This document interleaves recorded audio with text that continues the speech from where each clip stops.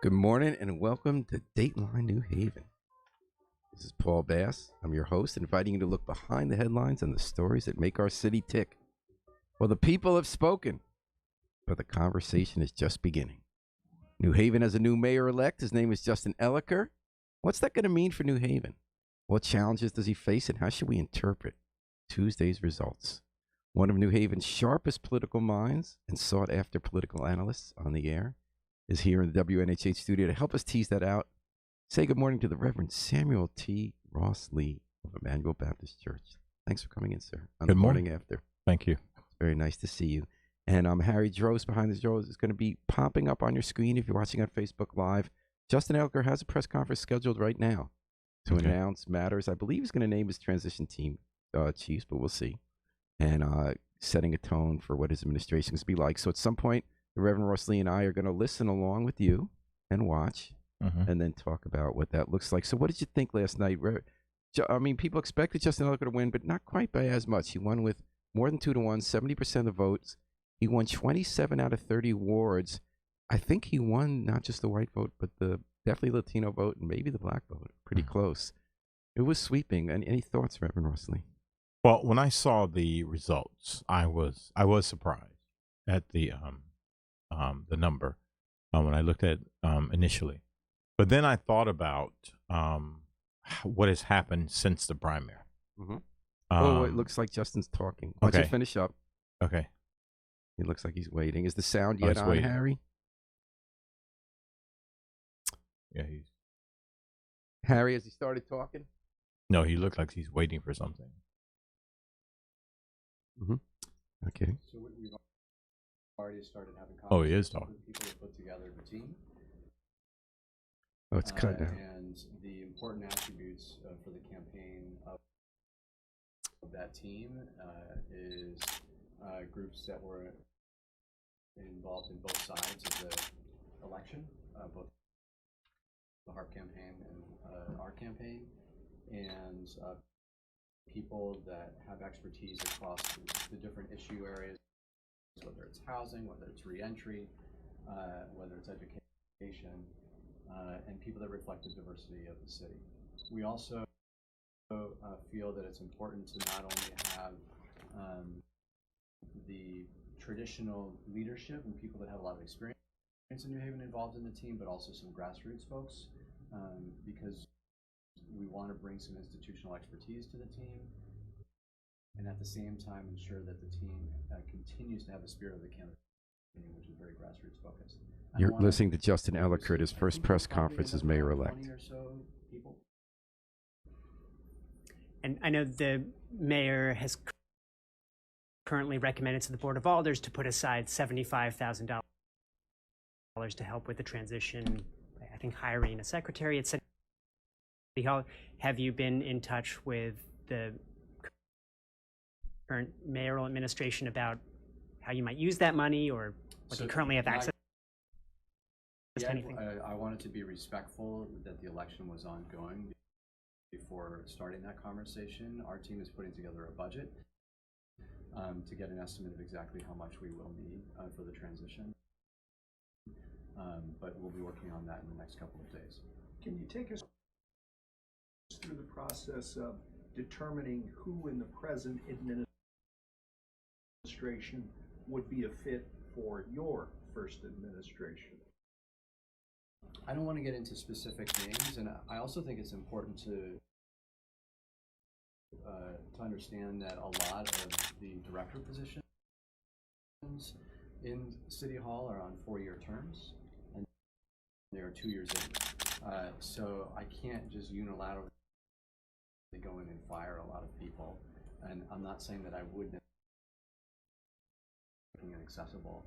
And so I've been looking into, of those positions that I can appoint, the type of people that are going to fit that profile. And there's a host of information that you're going to need from Mayor Hart for the transition. Do you have any timeline about when she intends to get some of that to you via meetings or a booklet, or however? So I plan on reaching out to her and setting up a meeting very shortly. I also understand that some city staff have already started preparing for the transition, putting together some reports.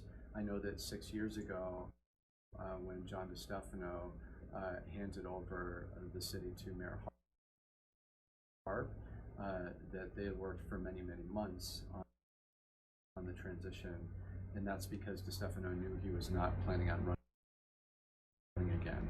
This time, the timeline is a little bit shorter, but I understand that there's already some of that in the works. For your transition team and any subsequent appointments, are you planning on only looking at New Haven residents to appoint or hire, or are you looking outside of the city? I'm casting the net wide. I think it's important to work to hire New Haven residents, be a part of this administration, but for some of these positions, it's challenging to hire. We oftentimes don't pay as much as the private sector does, and I want the best people for the job, and so I want to make sure that we're not cutting out people that could be really, really good fit for this job, and so I'm casting the net wide. With some of those who were appointed, how do you plan to work with them to tackle some of the issues that you ran over? I think the overwhelming majority of city employees are hardworking people that are working to do the right thing. And while I've heard from a lot of residents, you got to clean house, you got to clean house. I think it's important, particularly because this is my first time being mayor, that the transition needs to be smooth, and some of that is keeping some of the folks that are in these positions. At the end of the day,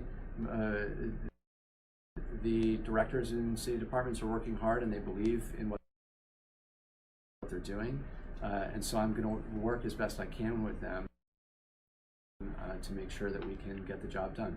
We may not always agree exactly on the direction. When you talk about some of the supporters with Mayor Harp, how do you look to maybe steer them in your direction to see the path that you see for New Haven moving forward? I think that a number of things. I think that the results of last night's election, it wasn't close. It was 70%, over 70% of New Haven residents that voted for our campaign. And that was a strong indication that people are ready to move forward. And I think an indication, even from those folks that maybe previously supported Harp, that they're interested in collaborating with my administration. In addition, at the end of the day, I think most New Haven residents are Democrats. We view the role of government in people's lives in much the same way.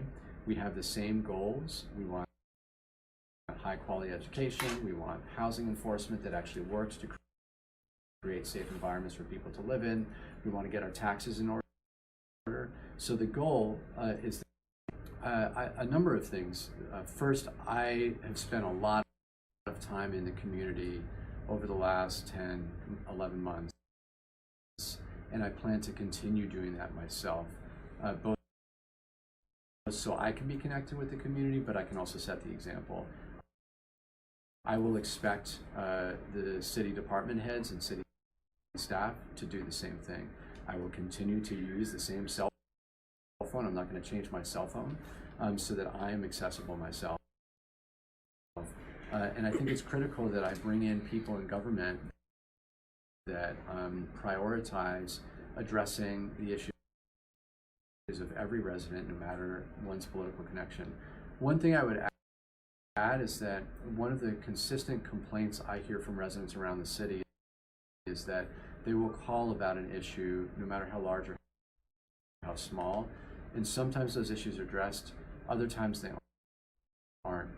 And it may not even be because they don't have political connections, but it may just be that the city doesn't manage data well. And so this is something that I want to work on to manage the city's data system better, so that we can keep track of someone's request for a tree trimming or sidewalk fixing in a better way to make sure that we give people more predictability about when that might happen. Could you describe your current working relationship with Board of Alders President Taisha Walker-Myers and all decisions that the Board of Alders makes are unanimous. There's very little time when we have some controversy. And so I think that moving forward, we're going to have a lot in common, because we are both focused, and I know we are focused on the issues of improving particularly the lives of people that have not gotten the attention that they should have before, people that are struggling to get by. I plan on meeting regularly with Taisha. She consistently met with Mayor Harp on a regular basis, and I would like to continue that, because I think that relationship and developing that relationship even further is really important to everyone's success. And then same question for our state delegation. I remember talking to State Rep Roland Lamar a few weeks ago, and he said whoever wins the mayoral race needs to start working with state reps and senators in November, not waiting for January, to start kind of laying out a vision for what New Haven needs from the state in the short session. Absolutely. And one of the things that will be tricky about this transition is that I need to have a budget ready March 1st. And now that we work as a team, and also reach out to the mayors of other major cities. I was on the phone this morning with Mayor Ganem. I've been texting with Mayor O'Neill in Waterbury. Reached out to Luke Bronin, because I think these major cities need to work together to have a collaborative relationship and make sure that we have a shared agenda. Our major cities in Connecticut are really struggling financially, and if we work together as a team. Okay, you've been listening here on Dateline New Haven and WNHH-FM to a choppy, we apologize about the web connectivity, first press conference of Mayor-elect Justin Elicker. You were hearing that here on Dateline New Haven, and right now we have Reverend Samuel T. Ross Lee, one of the most insightful political analysts in town, in the state, talk about what we just heard and what happened in the election. So, Reverend Ross Lee, you heard Justin Elicker saying he wants to have an olive branch to Harp supporters. He felt there was a mandate for change, but not for ideological change, not direction of the city. He focused on managing data better, getting people's complaints about sidewalks fixed quicker. He said it wasn't political connections that hurt people who didn't get it fixed. He thinks the government bureaucracy can work better. He praised the people who run departments in city government under Mayor Harp. He said, I can't fire most of them, and I don't want to. He says they work hard. We might disagree occasionally about direction, but he thinks they're trying to do the right thing. He said he's going to do a transition team. I think people overemphasize the transition teams. I think those are just window dressing. You're making a point about who you put on them. Right. But, he says we're going to get people of both grassroots. So he's saying all the right things, right, the first morning. Exactly. And that, but he said, he says I'm not coming in to clean house. I'm not coming in to change. I'm just going to, I heard the message of the people that we want more attention to poor neighborhoods. We want government to work better day to day. What were your thoughts when you heard that message? Well, I didn't expect that Justin would say anything that was controversial. And I didn't expect that he would say anything dumb. I mean, I was surprised at how much on the other side we heard some not strategically intelligent comments as the election went forward, just in terms of what helps you get what your goal is. Yeah, but when you have, I mean, from that standpoint, you had I'm running, I'm not running, I'm kind of running, and then other people stepped up and they became the voice of the campaign, and that was not necessarily controllable by the current mayor. But probably not the best way to stay in the campaign, to take over the situation yourself, so that it was your voice that was being heard. I expect that Justin is going to be a good manager of the situation. I don't expect that he's going to mess that up.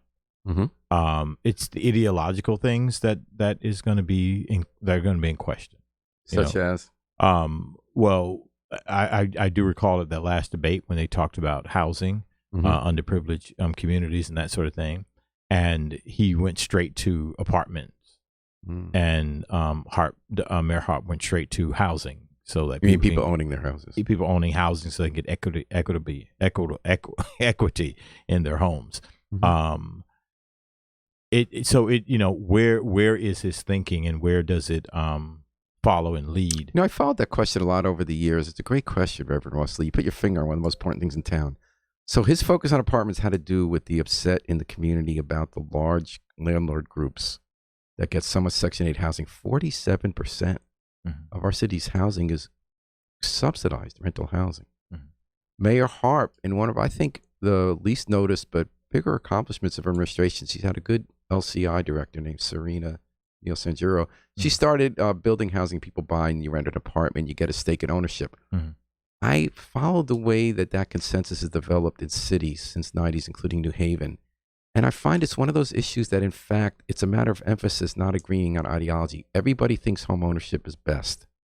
Everybody has learned after Henry Cisneros under Bill Clinton tried with everything to make everybody a homeowner, that a lot of people just shouldn't be homeowners, not across all demographics and income groups. There are just reasons in your life that it doesn't make economic sense to buy a house. It's always better to buy and own. But there are a lot of times in your life it actually doesn't make sense. If you might be moving soon, if you don't have the stable job, if you just have things going in your life where you're traveling a lot, or for whatever reasons, or you don't have enough of a nest egg if you get pushed, or you're working 2 jobs. And while homeownership is everyone's goal, I remember John DeStefano telling me as mayor, the president, the mayor here, we're doing everything to promote ownership and we want to continue. But all we were able to do was to push the needle from 33 to 37% homeownership in the city after all that government effort. And I think the consensus was you got to work on all fronts. You got to, like someone was saying the other day who's a critic of what's going on in town, you really need to organize tenants into a tenants union and get grassroots power to demand more accountability from landlords, especially those getting government subsidies that are being wasted.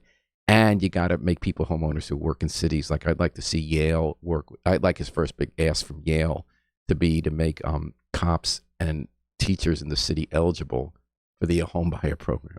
But I don't know, you got me off on a tangent. I just think that's a very interesting issue you brought up because I've watched how people wrestled with what they'd like it to be and what it can be. Right, but there's not any program that is going to be helpful and useful for all people in any particular group. Are you doing what you can for those who can and those who desire and that sort of thing? That's a large question. If you have this blanket perspective of apartment living for a particular community, that's problematic. So you think he doesn't support home ownership? I don't think I'm not saying that he doesn't. I don't know that he does because I'm focused on what he said. Gotcha. And what he said was the first thing that came out of his mouth unrehearsed was, apartments. That's because I hear that too as a reporter too.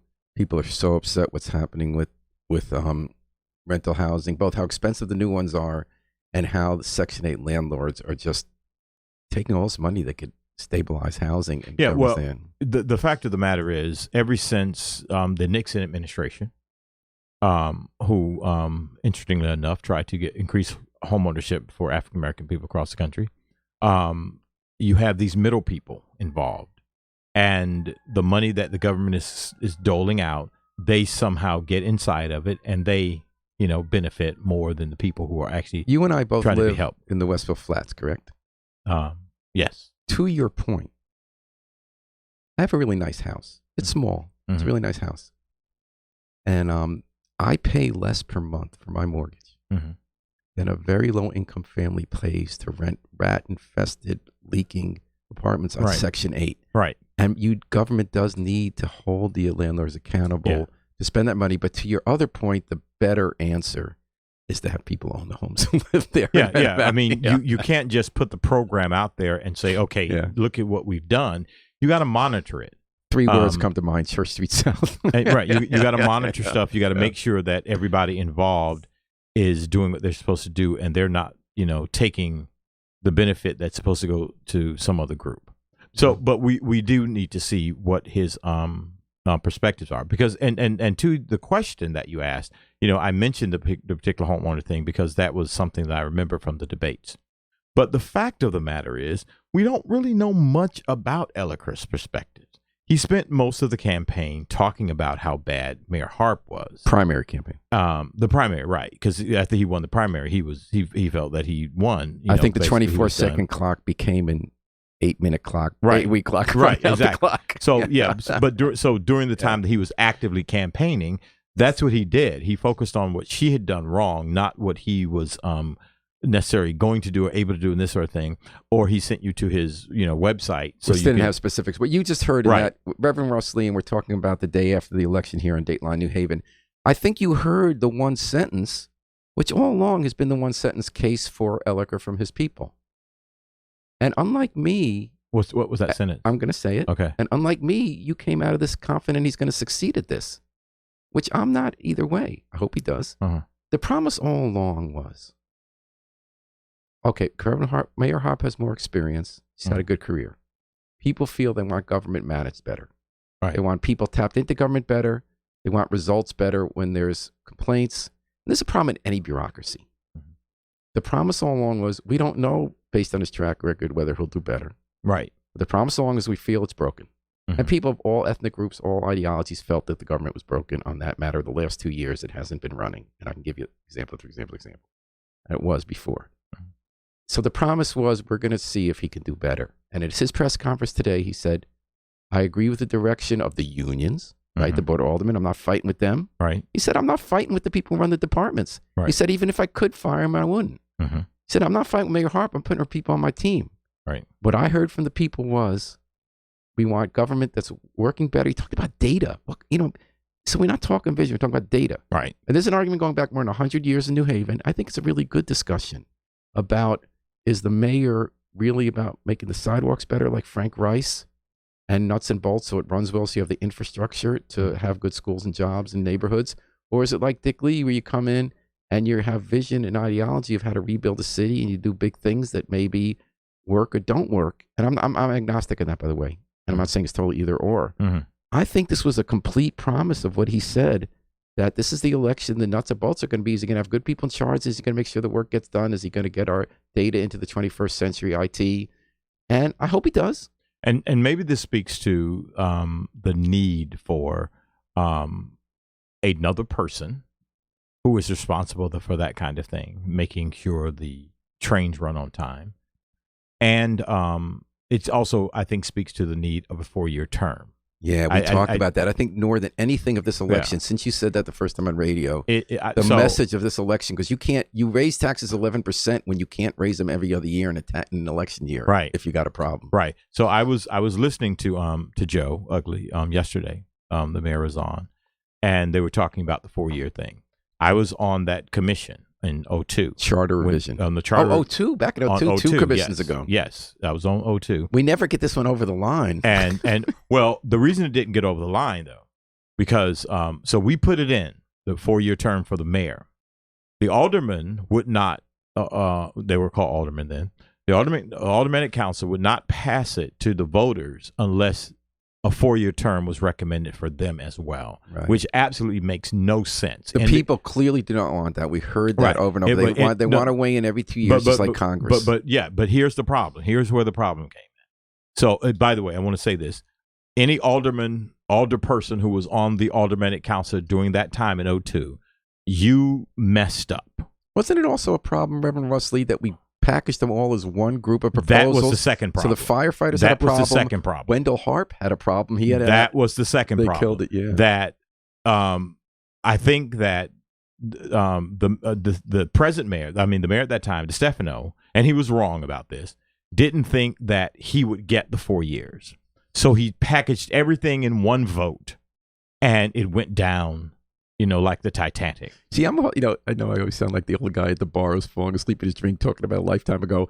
I remember this in 1983. That happened in 83 as well. They Every proposed bunch of years we get the charter vision. Everyone talks about why they couldn't get that 4-year mayoral term over the line.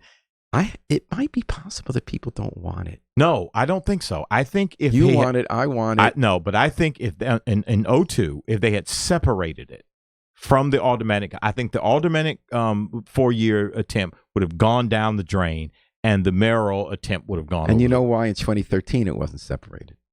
No. The Board of Alders had just had a takeover by the Unite Here majority, which I think on the balance, by the way, has proved to be a pretty good thing. It's had some problems. They were making a power move. It's one of the reasons Mayor DeStefano did not run for re-election. They won it 4 years then? They wanted to make sure the legislature was going to control the mayor. So they wanted to make sure that the mayor couldn't get a 4-year term because that would increase the mayor's. We have a strong mayor system still. Right. But since the last charter revision, which gave lots more power to the Board of Alders, they can approve or not approve all these appointees. Since then, we've had a legislature that is almost a co-equal branch. And they wanted to make sure that this was the opposite of DeStefano. They wanted to make sure DeStefano couldn't get in at 4 years at a time, and they couldn't. Yeah, but that was the same thing happened in 2002. They wanted to make sure that they got it in, and that if he got it, that they got it as well. Well, they no longer wanted 4 years for themselves either. In 2013, I sat in at the meetings. Mm-hmm. They were genuinely talking about their constituents. They said what you said. Our constituents want us every 2 years. Right. But they sure as hell weren't going to give the power to the mayor. But they weren't. but okay. But the problem with that type of thinking and that perspective is has to do with the individuals in the office at the time, because the council will still. You created the checks and balances that were not there when DeStefano first came into office, and for the lion's share of his time there, you did not have those checks and balances. You created that. That's where the power comes in. And so you're always going to have an automatic council. It may not be you guys, okay? So it's saying if he's going to get 4 years, I need to get 4 years. Not the automatic council, but I need to get 4 years and as that comes well. up in redistricting as well. And controlling the mayor is not what you're there for. You're there for the checks and balances of the government. So it bothers me that people. Well, but because this was about Yale. Huh? This is about when the Yale contracts come up. They wanted to make and again, there are pros and cons of this. This was 100% about every time they have a new contract, Yale knows that the city will be one force working against them as pressure not to take stuff away from the union. I mean, that's the beginning and the end of what happened for the last 6 years. So it's still then about the persons who are in office at that moment, and the because if another group comes in, right, the group that supports the majority, right. But if another group comes in, then they may not. And don't forget, the Board of Alders, one reason they didn't have power until recently wasn't only structural, but it's how you use your power. It was always possible if you had an organized majority with a coherent platform and 16 to 17 guaranteed votes in the Alders, you could still jam up anything on the Board of Alders. You could still have a program you try to pass, just that you never had that. One problem some of us think is we have so many Alders, they're easily picked off. Like if you're in a poor neighborhood, you'll vote for a big project with the mayor that's going to screw your neighborhood because you're going to get sidewalks or jobs in return to pick off your vote, which isn't necessarily a bad thing. It's a real trade-off if you think it's going to pass anyway. So given that we're such a big Board of Alders, it becomes harder to have them have a coherent strategy. What was game-changing about Unite Here winning 17 out of 18 races in 2011 and now growing that majority is they have, when it comes especially to Yale, but some other issues, and I wish they had education. I wish they cared what happened in schools in a coherent way. Because when they said community policing, that happened in 3 minutes. When they said what kind of person can have top jobs, 3 minutes. Mm-hmm. Anything with Yale, 3 minutes. They, for the first time in my lifetime, were able to take a 30-member board and use the power that was already there to hold up stuff or get stuff passed by having one voice that can pass or anything. Before the structural change, did things have to come through them? Because the mayor was right. So they increased their power by saying you have to. Right. But they still could. George Perez in his day, if something was going on, he could stop it. How? By just getting enough people on the board, outflanking the mayor and not letting him pick off his people. It took more, but they still have to approve lots of stuff. But you confuse me. Not pick off his people. The only reason he would need to pick off the people if the people had to vote on and they do have to vote on any major development project. They still have to develop on top appointees. They still have to appoint. They're doing that now, but when before start? They still had many appointees. They just added to it. They added the development administrator. They added the police chief. They added about 4 or 5 other people. But the Board of Alders always theoretically had tons of power. Any major decision in New Haven pretty much had to go through them. It was much less than in Washington. And they were not using it ever. Because with 30 people, You just couldn't get a coherent group that couldn't be picked off. And they were part-time. So the issue, in a different way, the issue is structural. It is. Because you got too many people. Right. So if you had 6 people and 3 at large and you paid them real money, so and they had a staff, then they'd be at the table. See, people like you, like me, have always argued for that. Right. I moved here from Columbia, South Carolina, a city virtually the same size as New Haven. 7 people ran that city. Yeah. You have the mayor. You had 6 councilmen or whatever they call them. 3 of them ran at large, and the others ran in districts. Yeah, some people would call us elitist because I sat through these because I always think this is a given. So many people, different walks of life, believe the 2 things we said about the 4-year term for the mayor, et cetera, and fewer council people and pay them. But other people say they like this pure democracy. More pure democracy. They like that with 30 alders, everybody knows they're alder and can have someone access into government. They like that every 2 years they get to vote. We think it doesn't allow long-term planning or medium-term planning. Exactly. They come back and say that's because you want to do things that people won't like when they vote for you. We come back and say it's a representative democracy, not you have someone vote in their house without time to look up every issue every day. We vote for people based on their record over those years and how they do. But that's a fundamental question in democracy. And we're dealing with that when we thought we were talking about something much more prosaic here in Dateline, New Haven at WNHH-FM 103.5 FM, live streamed at newhavenbend.org. The Reverend Samuel T. Ross Lee here on the morning after the mayor election that's bringing a generational change in New Haven. New mayor Justin-elect Justin Elicker. So what did you think about the outcome? I interrupted you at the beginning. Like I said, I was surprised about the outcome in one way. In another, I was not, because you had the on again, off again election or campaigning by Mayor Harp, right, on the one hand. But you also, but then I thought about it. You also have this huge, I'm going to call it respect for the status quo. He was the Democratic candidate after he won the primary. So a lot of people was just going to go with that. And he won in such a big way during the primary. And I don't even think it mattered that he won in a big way. I think just the fact that he won, people were saying, okay, it's over, it's done. And there was a second reason they did that, which was that, right or wrong, people looked at who the other voters were.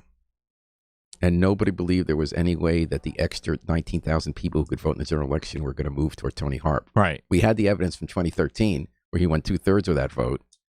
But also, why do you think he won the primary? I don't think they did a good job the Harp campaign did a good job of highlighting the good stuff accomplishes every 3 days or so, it seemed. There was an article in the Independent about the superintendent. The superintendent that was chosen countercultural, if you will, chosen against the grain of whom a lot of people wanted. Okay. And then the situation turned out not so good. So they chose somebody that a lot of people didn't want, and then they didn't manage it very well, obviously. And so that kept hitting the news. And it was Mayor Harp, because he finally got control of the Board of Ed that she term. got control. She pushed through the hiring, right. and then held the first press so conference. So yeah, every time a story hit about the superintendent, it was perceived and seen as, this is Harp's fault.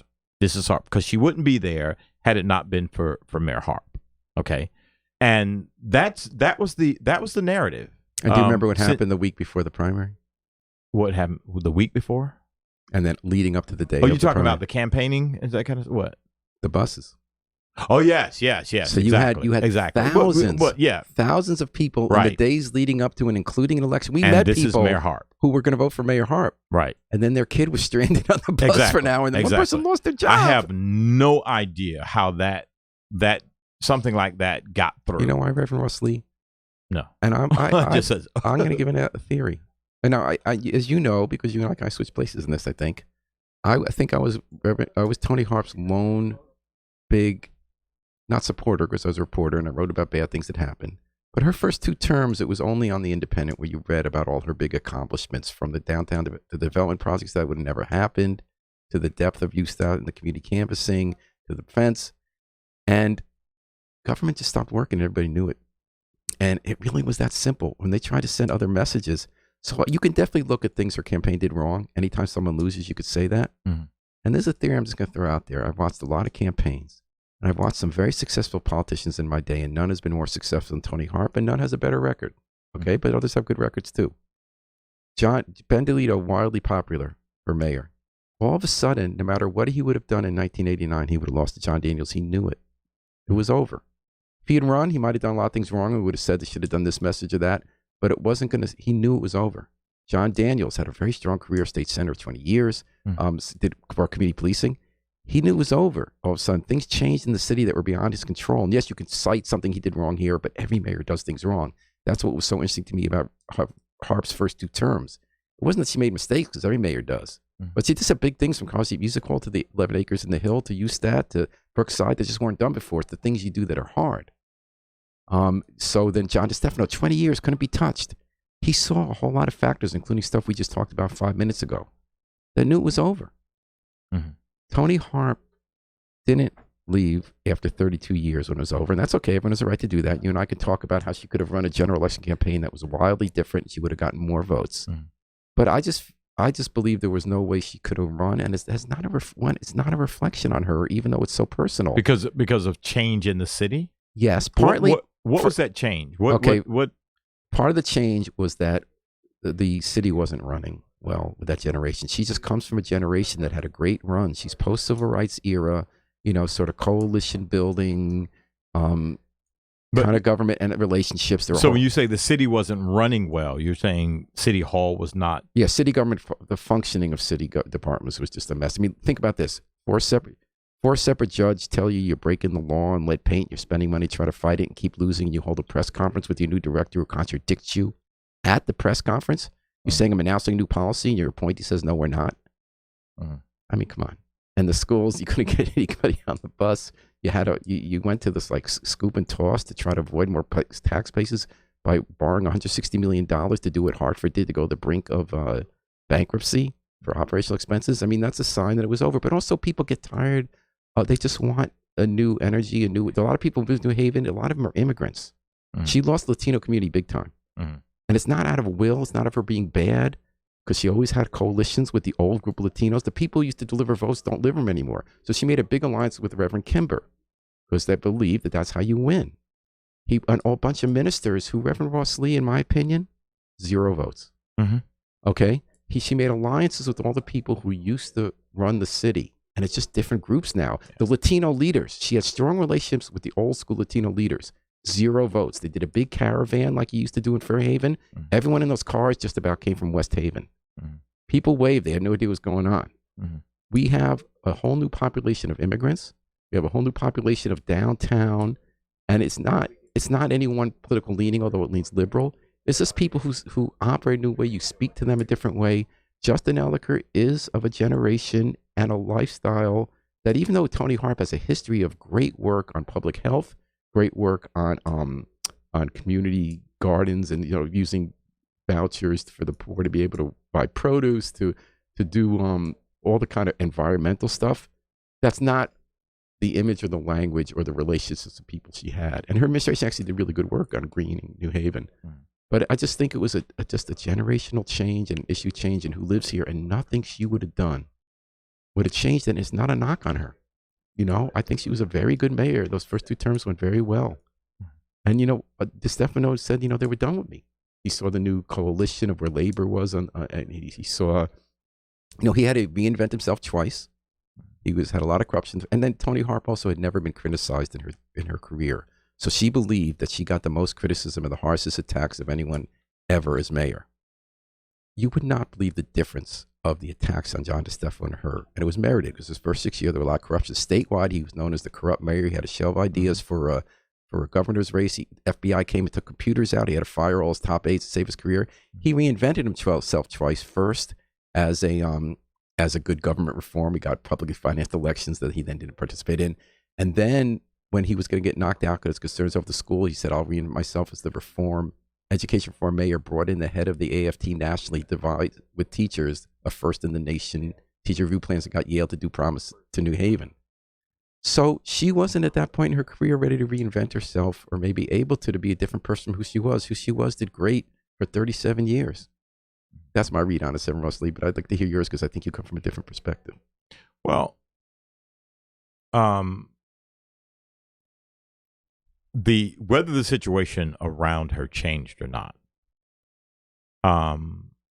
that superintendent thing kept hitting the news, And so reality, not just the news.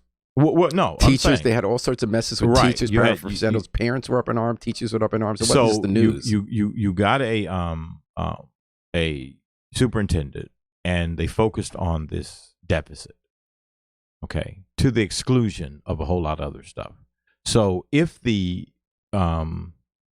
culture was changing around them, they were not focused on that because they were focused on this deficit for the board of education and the superintendent. The people around her, I mean, I don't know if it was DeStefano by himself or his people who were saying, listen, things are changing. You need to do this, you need to do that, or at least advising in those ways. And he's seeing maybe something deeper than the advice. I don't know who initiated that kind he's of a thing. just different human being for better and worse because they both have their strengths. Mm-hmm. DeStefano will know in 5 minutes he has to cut the legs off of his best friend to stay alive. Mm-hmm. That's not Tony Hart. Yeah. All right. DeStefano was 37 years old when he was elected. Right. He hadn't had this whole career Tony Hart already had. Mm-hmm. He would pivot and change. She's not someone who reinvents herself. She's steady about the values she had and how she operates. He's a different kind of person. And the lion's share of her political engagement was in the Senate. It was not executive. And And although she had some executive strengths people didn't realize. She had was what? Executive strengths I think people didn't realize. She was a very good policy mayor. And it's not enough time to go through it now, but she was very good and engaged on that. Elio Cruz writes in, thank you for writing. The Hispanic immigrants were left out of Mayor Hart's administration. It's time for new Latino leaders in New Haven, the state of Connecticut. And Elicker really did make inroads in the Latino community. Mm-hmm. He was really present. So one thing you said to me, I was interested in your take, Reverend Russ Lee, and we're talking on Dateline New Haven and WNHH-FM. You talked about how after a debate, you told me, I hope you don't mind because I think you said this publicly on the radio, that one of your concerns was whether Justin Elicker would have the capacity, based on experience and contacts in the community and vision, to bring a community together to tackle big challenges. Because obviously that's Harp's biggest strength when she came in. What USTAT was really about was being able to do a community canvas with people who work with people in trouble, know the families, and have state leaders she had worked with in bureaucracies allow them to share information and craft the program. Elicker's got energy. He's no dummy. He doesn't have decades of relationships with people throughout the community. Right. So was that? Do I accurately represent your concern, like that whether he can pull this off? No, not in that way. What I find in so many situations with white politicians is they talk and they act on this notion of equality, equity. Everybody gets this, everybody gets that, without giving serious consideration and energy to the fact that our situation in the African American community in a lot of ways, in a lot of times, frankly, in most ways, are below the white community. You said expectations? No. The situations are below. They're poorer. They have the education levels are down. So you can't just come around and say, okay, I'm going to give everybody $100 because that $100 you give to the African American community might bring them to where the people who are getting the other $100 already are, but their $100 is going to take them even higher. Unless Elizabeth Warren's president and he gets rid of the predatory financiers will come in and steal those $100 and make you owe $200. Right, something like that. But there has got to be, and I don't understand why people consider it, racist or whatever they do. That the reality, the history is different. And because of the history and the reality being different, the situation is different. So you can't just make a blanket sort of policy and a blanket sort of situation for everybody. And I think a lot of reasons why that, or at least one reason why that happens, is because the white politicians are afraid that the white people are going to say that you're preferencing this group over us. And we don't like that. But you didn't hear that in Elicker's speech today when we were watching? I don't think Elicker is going to say anything today that is going to be controversial. It's going to be. I agree, but he did say. I think what I heard in this message was that the whole city wants to have more attention paid to the poorest neighborhoods and have more accessibility in government for those neighborhoods. It doesn't change the Okay. main point you made, which was empowerment, which was owning a house versus renting Right. an apartment. So, and here's the other part for me. I have so little concern for what politicians say. I agree. It's what they do. It's what they do. Right. And Unless they say stupid stuff because they don't know what they're doing. Right. We saw that last Saturday. yeah. So, It's all about what they do. what you're doing and what you're willing to do, what you're willing to risk. I tell people in church all the time, there's a word associated with love that we don't think about. And it's a 4-letter word. And that word is risk. Can we say on the radio? Okay, Yes, risk. It's risk. We're allowed to say risk on the radio? Yes, you're allowed to say risk on the radio. You're taking a risk when you try to help, when you try to love, when you try to engage people who need help. Because there's always somebody who's saying, why are they getting this and we're not getting that? Because you got it 300 years ago and you built on it and you continue to build on it and you've passed on generational wealth. And that's not happening here. Same thing about education. You can't just come across the board and say, okay, we're going to create this and everybody's going to be. That's not, you don't have the same reality. You can't, one of the things that I find very distressful and disturbing, quite frankly, as an African-American pastor, is that we have a lot of African-American teachers, administrators, and all this sort of stuff. And you're bringing out these policies written by white people for white people and thinking that, why are our test scores low? You want to know why? Because you're not teaching to the people who need to be, who need the extra help, and you're not teaching to them in a way that will give them the extra help. Let me ask you a rhetorical question, see if you agreed with it. We have a tendency to look to politicians of any race as being a deliverer. That, Tony Harp and John Daniels had incredible expectations of them from the minority community. Elicker's coming in, new day, we expect him to deliver this or that. Whereas I kind of liked it. I heard of him this morning. He's saying, I'm not going to clean house and shake everything up. I'm going to try to get people their sidewalks repaired more and have the computers work. Well, cleaning houses has nothing to do with delivering. One of the reasons that we have the expectation of delivering is because they've been out on the campaign trail and standing in front of us and screaming it, promising things. Like he promised $50 million from you. Right, exactly. So and at the point that you actually get the office, okay, deliver on what you promised. So at this point in my life, when I see politicians get elected, and I actually think they generally mean well. Mm-hmm. I think Tony Harp and Justin Elicker, I always thought were people who aren't villains. I always thought they get up in the morning, and while they're complicated people, because all are and have complicated motivations, they've dedicated their lives, Tony's much more of her life, because he's older, to trying to make good things happen and be part of making the world better. So I guess my hope is that I believe that people in power, their first job is to not prevent people from succeeding. That if the real solutions to the challenges you're talking about empowerment, I think they have to come from the community itself. And they have to build up the capital. They have to write the rules, and then government has to not stop them. And then the second part is just to run things well, the machinery. But if government is stopping them, if government has which has a history of doing, whether it's redlining through the has things HOLC. in place, or if the government is not using its power to stop others who are stopping them, then it can't just be on the individuals. And that has been that's consistently the record, obviously, of African American people. I mean, I just read about the Nixon thing about a month ago, 2 months ago, whatever. In the 70s, what he tried to do. And I read this book some time ago, written by a white professor at Columbia University, called When Affirmative Action Was White. Yeah, we got that book at home. I read last week, 43% of the white students at Harvard are there on some form of affirmative action. Right. But then we turn to the black community that has been systematically, historically, and all these other things oppressed and suppressed and repressed and depressed and oppressed, and we say, "Yeah, pull yourself up by your bootstraps." I'm with you. A big part of government is to remove that. It's to remove it and to make sure it stays out of the way.